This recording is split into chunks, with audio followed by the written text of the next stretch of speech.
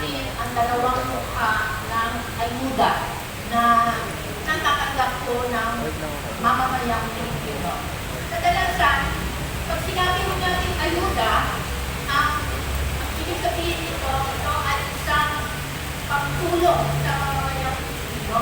Diba? Dapat matulungan ko tayo na makaangkot sa anumang hirap na pinadadasin natin. At dapat lang, pero dapat lang yung natin tandaan na kung anumang ayuda ang matanggap natin sa ating gobyerno, ang ayuda na ito ay hindi galing sa mga politiko. Ito po, ayuda na ito ay galing din po mismo sa pera ng mamamayang Pilipino in the form of taxes na binabayad natin. No? So, kailangan mo natin ilagay yan sa ating isip. No? Kasi madalas nakakakita ko ako ng mga pasyente ko na sinasabi nila, mamihingi po ako ng actually po, hindi ayuda na o guarantee letter. Tapos nagsabi ko naman, sige ho, kasi importante mabalik ang mga perang yan sa mga tao. Dahil yan po ay pera natin. Ang sinasabi ko na po sa lahat ng pasyente ko, huwag po kayo tumanaw ng utang na loob sa mga politiko nagbibigay sa inyo ng mga guarantee letter na yan. Dahil wala po tayong dapat nakalawin na utang na loob dahil ang pera ay galing din sa atin. No? So, importante yung ilagay natin sa ating pag-isip. So, ito po yung isang klase ng ayuda, no? Isang mukha ng ayuda. At yun po ay ayuda na galing sa mga politiko. Ano po ba ang tawag natin sa mga traditional na politician? Usual trapo. Kaya ano ninyo sabihin ko na itong ayuda na ito, ayudang trapo. Okay? So, ano ba ang nangyayari kapag ang isang pasyente ay magkasakit at ma-admit ko sa isang ospital? So, kung wala po tayong kung kulang po ang ating mga kaperahan, ano ho ang mangyayari? Kailangan po pumunta tayo sa ating social service ng mga government hospitals. At yung social service po, sila po actually ang magbibigay sa mga pasyente ng kung ano man ang requirements, no? Para po makahimik ng tinatawag na ayuda. So, yan po, kailangan ay maggawa po kayo ng parang isang liham na nangihingi po kayo, na na-apply po kayo para doon sa guarantee letter. Kakailanganin mo ninyo yung medical abstract. Kakailanganin mo ninyo na makuha po at least magkano po ang babayaran ng bayaran sa ospital. At syempre po, kailangan ninyo yung kopya ng ID ng pasyente. So, pag ito po ay na-lock up nyo na po, no? Pupunta na po tayo doon sa politiko. Madami mo yan. Meron mong senador, meron mong congressman, minsan, pupunta pa po sa PSWD.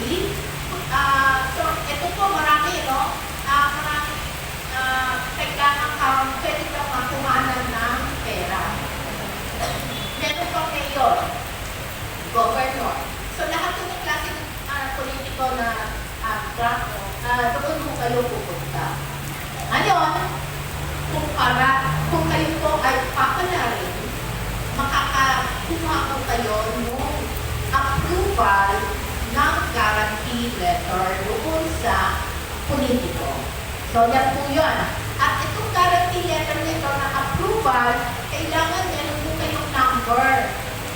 Kasi pag wala po kayong number, kahit po kayo pupunta ng social service, hanapin mo yan sa inyo. So, kung walang number na binigay mo sa inyo, pero sinabihan lang kayo na approve, hindi mo yan matatanggap. So, babalik na naman kayo doon sa opisina ng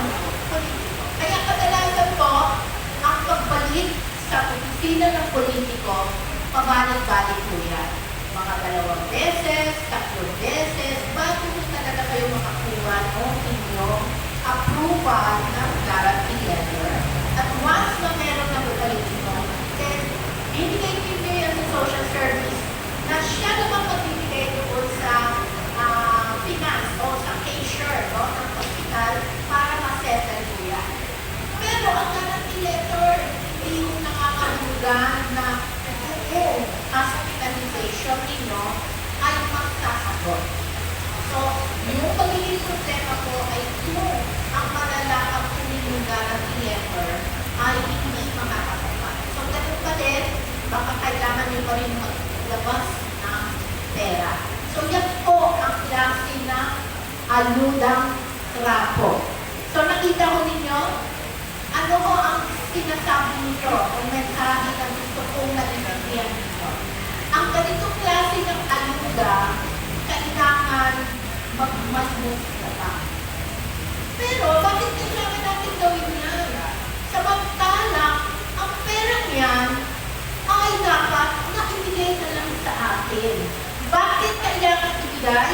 Dahil karapatan po natin ang kalusugan. At ang karapatang pangkalusugan ay obligado ang pamahalaan na ibigay yan sa atin.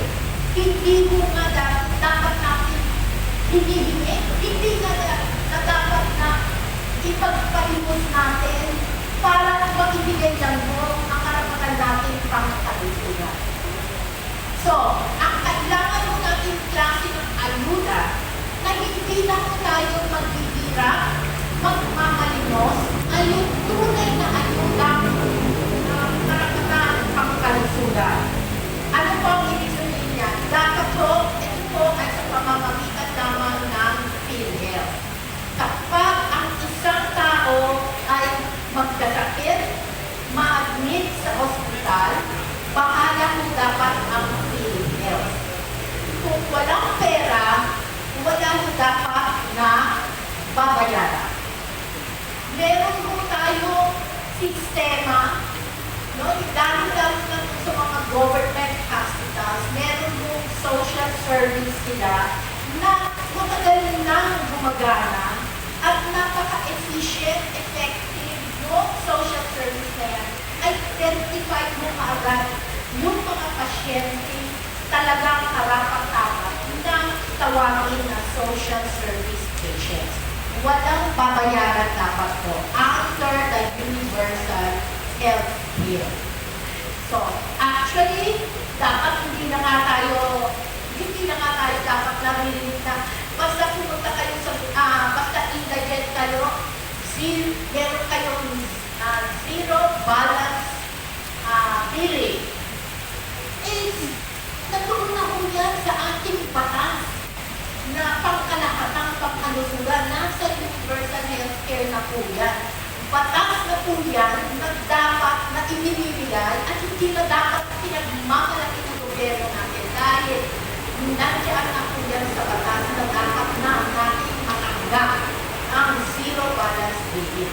Kaya lang po hindi dapat maging zero balance billing kapag kayo po ay nagpumilit na mapunta sa isang private na kwarto, siyempre, mas mataas ang bayarin sa isang pribadong hospital, no? But under the universal healthcare, kahit po dapat sa pribadong hospital, meron po kayong dapat na PhilHealth na maaasahan. Kapag kayo po ay natuon sa regular ward, dapat pa rin, tapos makakakita ko dito na wala naman talaga kayong kakayahan, identified kayong indigent, dapat pa rin zero balance billing. Yan po ang nakasaad sa ating universal healthcare. So, hindi na dapat tayo nagkakagulo. Ang magbabayad yan po ay kapag ikaw ay na-admit sa isang pang-pribadong kwarto, kung gusto mo pa mga civil, mga malalaking kwarto, yan po yung talagang kailangan magbayad kayo. So, in short, sino po yung magbabayad? Yun po yung pinakita ni Dr. Tony Dance kanina, yun yung mga mayayaman. May kakayahang magbayad. Kung gusto nila, meron silang sarili ng mga doktor,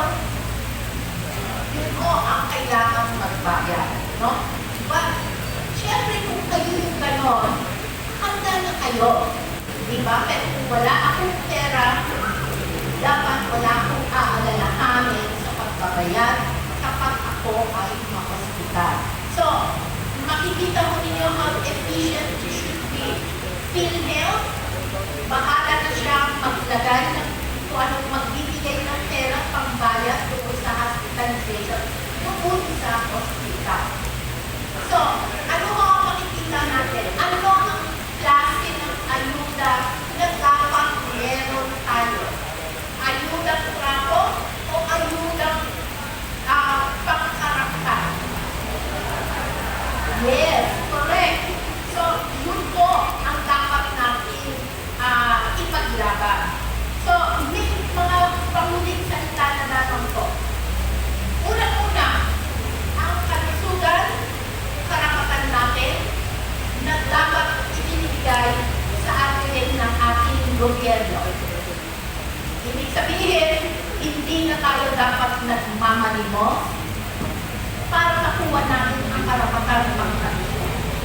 Dahil karapatan po natin ito, pero ginagawa kong limos sa ngayon, dapat na natin baguhin ang ating pag-iisip na tayo ay natutuwa every time nakakakuha tayo ng ayudang trapo.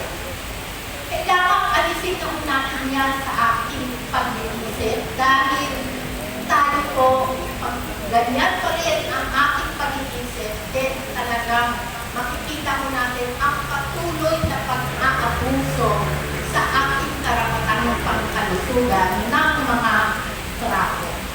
Pangalawa po, kailangan ituloy natin ang pakikipaglaban para makuha mo natin ang ating karapatang kalusugan. Siguraduhin mo natin na yung SIN taxes na dapat, na yung porsyento ng SIN taxes na dapat na nailalagay mo sa PhilHealth ay tunay na mailagay. Kung yan po ay yung 40%, kung hindi ako nagkakamali, kung 40% yan, kahit gaano malaki pa po yan, dapat kung ilagay nila yan sa PhilHealth. Hindi mo pwedeng bawasan nila, katulad ng ginawa nila noong 2023, hindi mo pa pwedeng basta-basta na lang ililipat yung pera ng PhilHealth dahil sa batas, ang pera ng PhilHealth ay dapat lamang gastusin para sa mga healthcare expenditures ng lahat ng mamamayang Pilipino. Hindi rin mo pwedeng biglang walang pondo na ilalagay sa PhilHealth na katulad ng ginawa nila ng 2025. So, kailangan ituloy natin ang pakikipaglaban na siguraduhin mo hindi ayudang trapo ang tanggapin natin.